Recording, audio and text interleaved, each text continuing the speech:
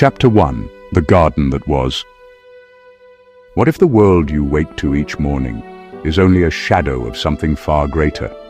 Something you were meant to inherit but lost before your first breath. In a time when chaos floods our feeds and division splits our homes, Eden's story isn't ancient myth. It's the blueprint for the peace our souls still crave. Before the fall, there was Eden, not a postcard paradise, but a living cathedral where heaven bled into earth. Rivers of liquid diamond carved through emerald plains, trees bowed under fruit that pulsed like heartbeats. Every leaf shimmered with light. God walked here, barefoot in the cool of the day, his footsteps leaving trails of dew. Adam heard that rhythm and knew he was home. This was creation's command center. 4 rivers pulsed outward like arteries. Eden was the first temple, its soil the altar where creator and creation shared breath.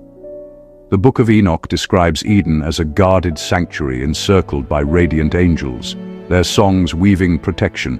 Paradise was celestial harmony.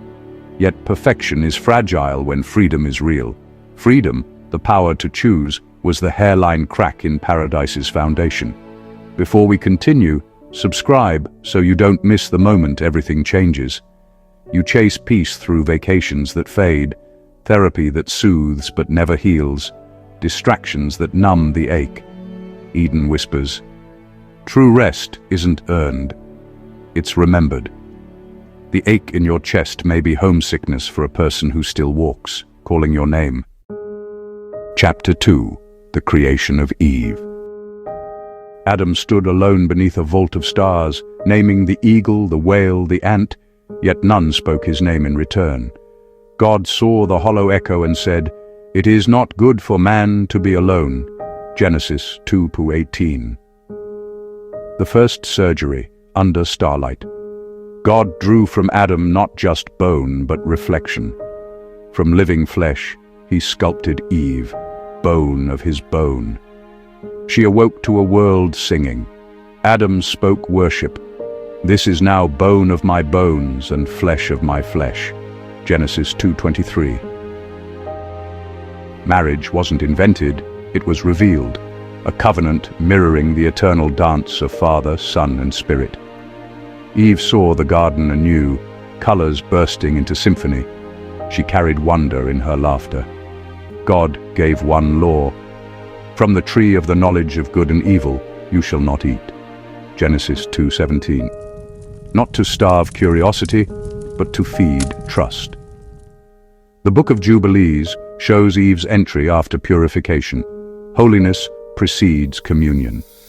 We still name things, careers, identities, relationships, hoping they'll name us back. Deepest loneliness isn't singleness. It's standing beside someone and remaining unseen. Who truly sees you? Chapter 3. The Serpent's Whisper. He didn't crawl from shadows. He glided like molten bronze catching light. The serpent, subtle above all creatures, Genesis 3:1, wore reason as camouflage. Did God really say? Beneath the tree, fruit glowed like rubies in dew. You will not surely die. Your eyes will be opened, and you will be like God. Genesis 3:4-5.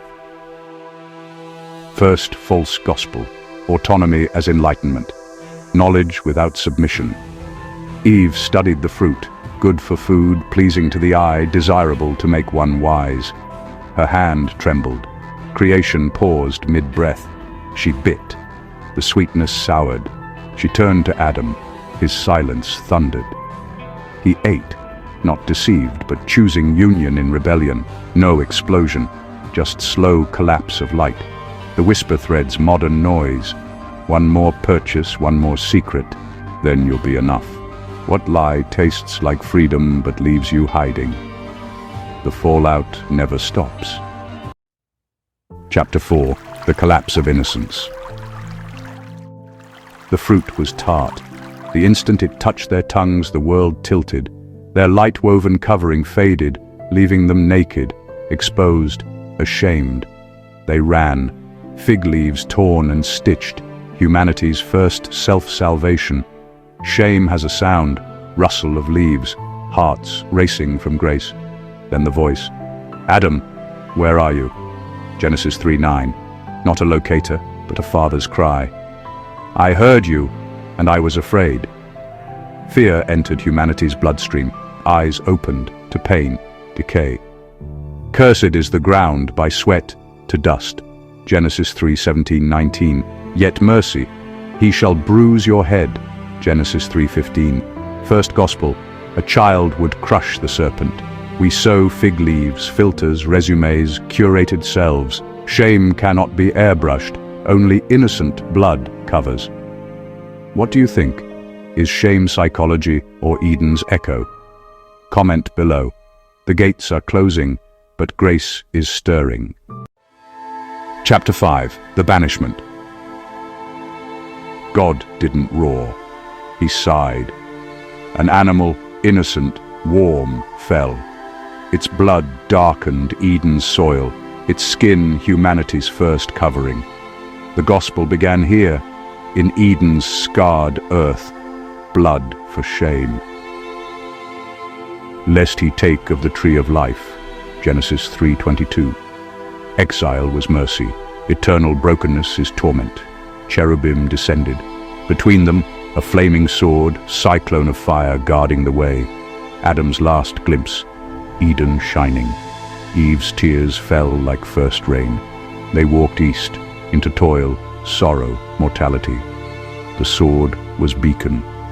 One day greater blood would quench the flame. Do you feel banished from peace, purpose? Exile may be protection. The blaze that bars will one day welcome you home.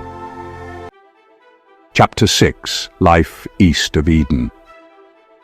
East of Eden, the sky bruised purple at dusk, clouds rolling like unspent grief.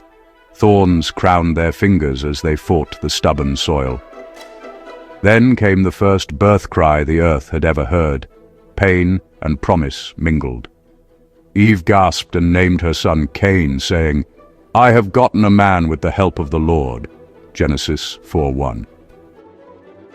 He was the first child born into a fallen world, the first heartbeat outside paradise. In time, another cry split the night. Abel, gentle and reverent, followed his brother into a world still learning language for loss. More sons and daughters would come after them, each carrying echoes of Eden in their eyes. Humanity had begun to multiply, but the fracture of the garden lived within them. They learned fire's fickle dance, sparks leaping from flint like fleeing stars. They built altars of rough stone, smoke curling heavenward as prayer. Around those fires they told their children, there was a garden once, rivers like silver, and a voice that walked with us. But sin now lived inside them, coiled and patient. Cain's pride turned offering into insult. Abel's humility drew divine favor.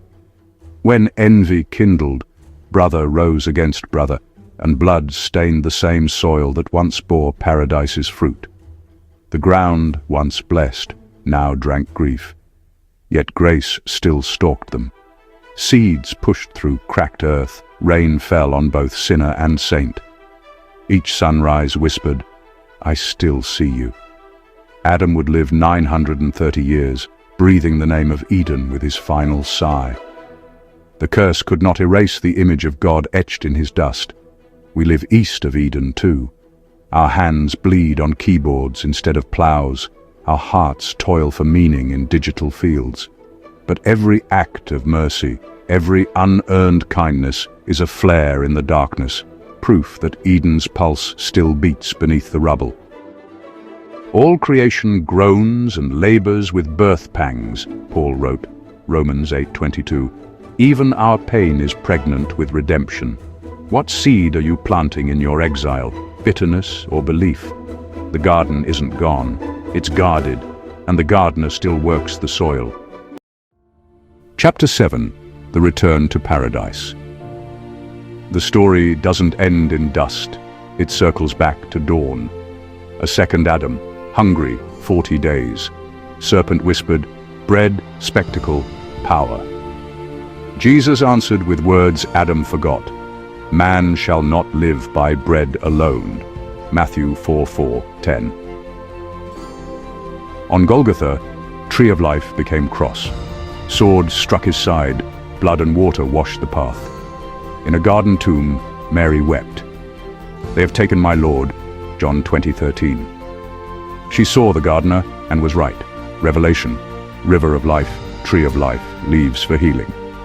Revelation 22:1-3. Curse gone, gates open. Eden wasn't destroyed, it was preserved, waiting for earth remade. Enoch hints at this eternal garden. Paradise endures for exiles. You were made for that garden.